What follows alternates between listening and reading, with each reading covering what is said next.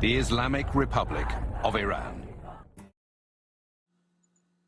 Iran's political history since its glory days of vast empires to the present has been characterized by a political ideology that is infused with religion along with the concept of justice. Iran's modern political consciousness was born during the Constitutional Revolution of 1906. The catalyst for much of Iran's political development has been fueled by anti-imperialist and nationalist thought. Iranians that lived abroad in Europe, such as Taqizadeh and Al-Afghani, to name a few, helped to spread Western democratic ideas and thoughts into Iran through published journals and manuscripts. However, the early political landscape was disorganized because it was still very new.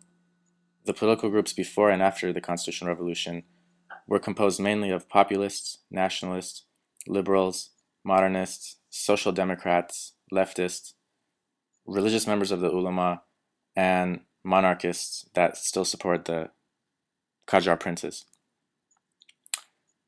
Reza Pahlavi became absolute ruler in 1925 and dissolved the National Assembly while banning independent newspapers and political parties, such as the newly formed Communist Party. Reza Shah can be described as a secular, pre-Islamic nationalist that tried to minimize the power of the ulama. World War II ended his reign because his support of Hitler and the Axis powers.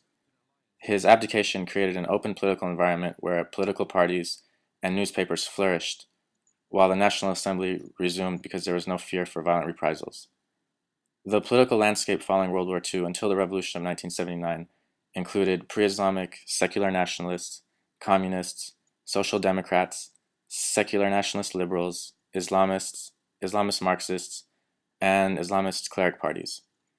However, the majority of these groups were once again suppressed after the CIA brought Mohammad Reza Shah back to power with the overthrow of the secular nationalist Mossadegh.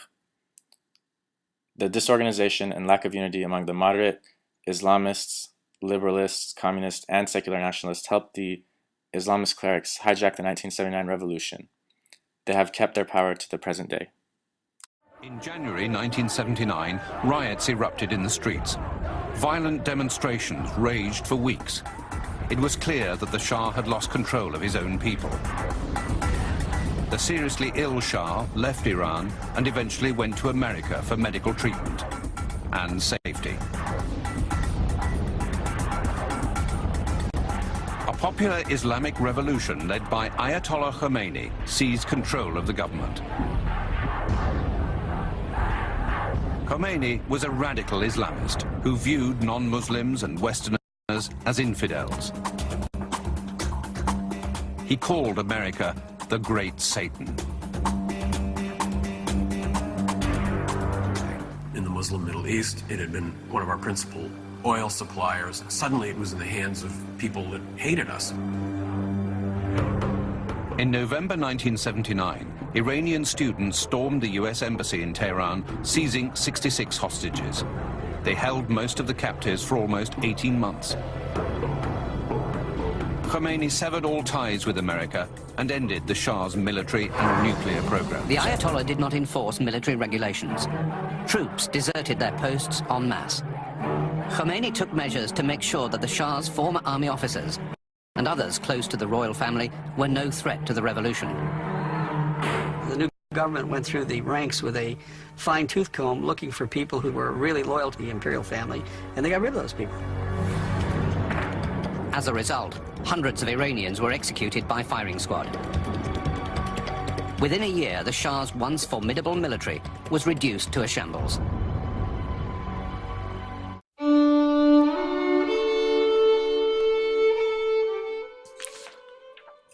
The recent ambiguous re-election of President Mahmoud Ahmadinejad has sparked widespread protests from all classes of Iranians because of possible vote fraud. The Green Movement was born out of this remonstration for fair and just governance, as hundreds of thousands of Iranians have protested for a more open and liberal political environment.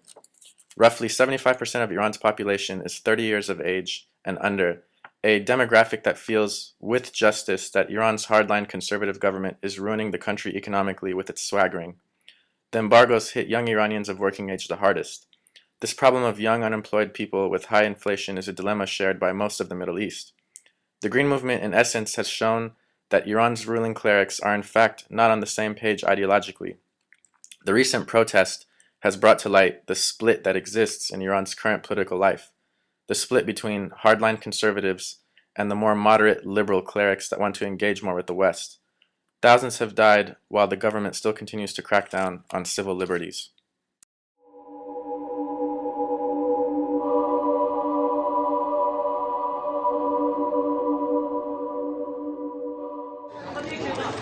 Just 4 years ago, Mahmoud Ahmadinejad was a little-known figure in Iranian politics. But since his election in 2005, the 52-year-old has taken a tough stand on a number of foreign policy matters, especially with regard to the US. Ahmadinejad was born in Gamsah near Tehran in 1956. He's the son of a blacksmith and holds a PhD in traffic and transport from Tehran's University of Science and Technology. Once in power, he delivered a defiance speech at the UN on the nuclear issue and refused to back down on Tehran's decision to resume uranium conversion. His comments that Israel should be wiped off the map and that the Holocaust was a myth drew widespread condemnation from the West. I feel I have met a brother and trenchmate after meeting Chavez.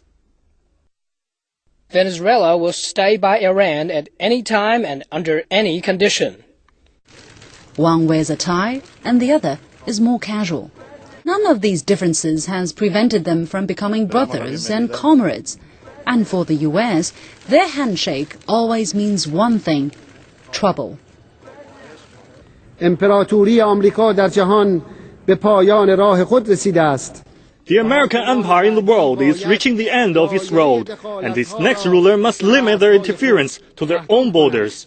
Today, the thought of hegemony quickly becomes a demerit.